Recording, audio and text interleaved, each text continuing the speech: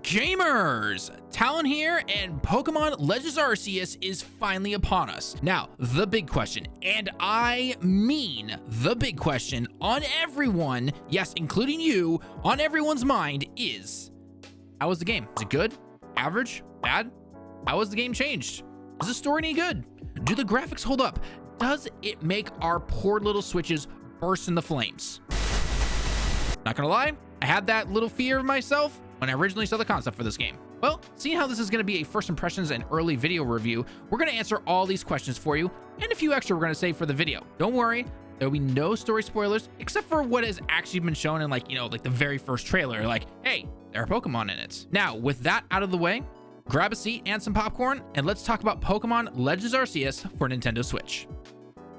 Back when this game was originally announced, there was a lot, and I mean a lot, of talk online. Many thought this game looked pretty awesome, while others were worried that the Switch really wasn't going to be able to handle, seeing as the system is using 7-year-old technology. Bottom line, more and more questions kept popping up every single minute, and as always, people wanted them answered sooner rather than later. As the release for this game got closer and closer, trailers did start to pop up to give us some more details. So let's talk about some of them. Starting off, this game takes place in the distant past of the Sinnoh region called the Hisui region. What is your goal in this game? Complete the region's first Pokedex. No, I'm dead serious. That's it. That is the goal of this game. Pretty simple, right? Well, yes and no. Yes, because the concept of any Pokemon game has realistically always been easy. Catch Pokemon, battle, get some money to buy potions and Pokeballs, rinse and repeat until you become the champion. In this game though, it's all about catching Pokemon and surviving. This game is tough. It is clear that the focus on battling is not the main takeaway here. Also, this time in this particular game, there are no gyms. There's no champion. You are simply here to catch Pokemon and explore the world. Again, we're not spoiling any story stuff, so we're just gonna tell you that. Instead, you will actually start collecting stars like you would find on a wilderness badge in the real life here, which function the same way as badges have in the past. The more you collect, the higher level Pokemon you will be able to start commanding, and you can progress through the story. Now, as I've stated many times, we won't spoil anything from the story, but just get ready to see some familiar faces that you've seen in Pokemon games like Pokemon Diamond and Pearl. Oh, and I guess a few legendary Pokemon here or there, but that's not important. No one plays Pokemon for the legendary ones, right? So what has changed once you actually start this game? Well, once you've actually hit literally the button start, you will actually get to catch all 3 starter Pokemon. Rowlet, the grass bird from Sun and Moon, Cyndaquil, the fire, mouse? Oh no, Echidnas from Silver and Gold, and finally, Oshawott, the water otter from Black and White. Once caught, you actually get to select your Pokemon, and then it's time to fill out that Pokedex. Oh, and for anyone asking if the full dex from every single game is in this one, no, it's not. Are you kidding me? Not after Sword and Shield. Once you have your starter, you'll be going on some missions to catch more Pokemon, which will allow you to advance the story, which, once again, we are not going to spoil.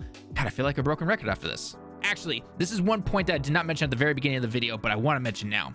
One really cool point here is that you can actually catch what are called alpha Pokemon. As you explore the world and progress the story, you can catch what are called alpha Pokemon found in the wild. These Pokemon are larger than their regular counterparts, and they come equipped with red eyes.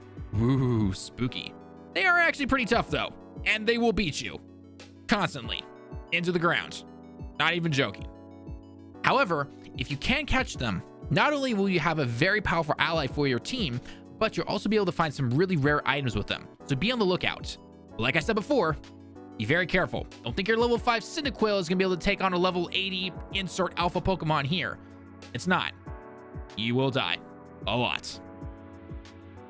Okay, time for a big one. Graphics.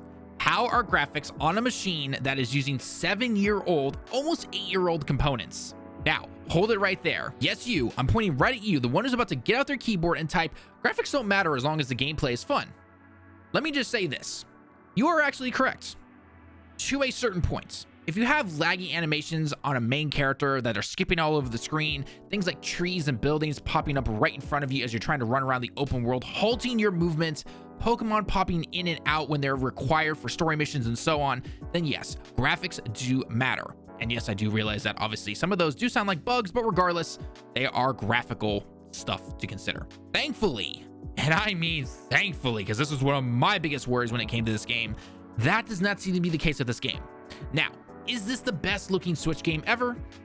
It depends on who you ask. I don't personally think it is, but that being said, the character models and the Pokemon look very nice in this game.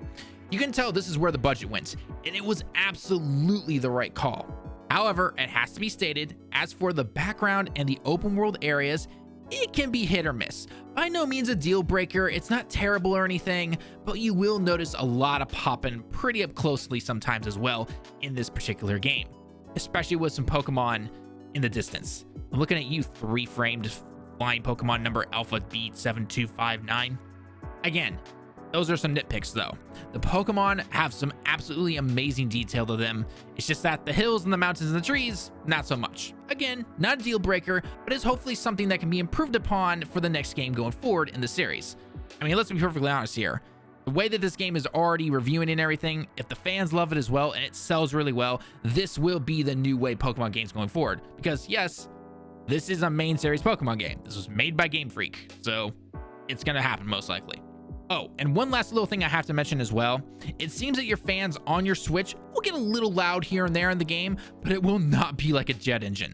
So that's a really good thing to have right there. Overall though, the graphics are pretty good for this game. A lot of fun to play. And again, you're going to see some pop in here and there, some little graphical hiccups and such, but it's nowhere near as bad when I originally saw this trailer. So I'm not going to lie, I was thinking, oh God, 10 frames on this game. It's going to happen.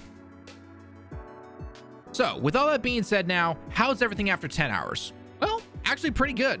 Well, not a perfect game, which no game is, let's be perfectly honest here. It is a huge change for the Pokemon series, which in my personal opinion, and a lot of other people as well, is a breath of fresh air to the franchise. It is very fun to play and just really enjoyable. There are 100% some areas that could easily be improved upon, like having maybe some optional gyms if you wanted to go into more battling system stuff, or just simply upgrading the graphics. However, that one more comes down to Nintendo actually giving us a Switch Pro and its developers some real good tech to work behind that can have some real power to it. Graphics sell, whether you believe it or not, they actually do. Overall, that stuff aside, I cannot stop playing this game, and I cannot wait for you to see our full review of the game. There is so much more to explore, including the end game, which I didn't even touch upon because it's a long game. There's a lot of stuff to do, which a lot of people are always interested in. All I will say for now is that if you're a Pokemon fan, you probably have already bought this game. If you're on the fence about it, then check out more reviews, see some previews, check out people playing the game, and just kind of see for yourself if it's something you might find interesting. Anyway, with all that being said, I've said enough. I hope you enjoyed this early impressions video. If you did, consider leaving a like and a comment on said video, and subscribe to support the channel even more. Heck, here are a couple of other cool videos for you to check out if you're interested. Anyway, guys, I've been Tallen with 59 Game Direct. Thank you so much for checking out our video, and we cannot wait to see you guys in the next one. Johnny.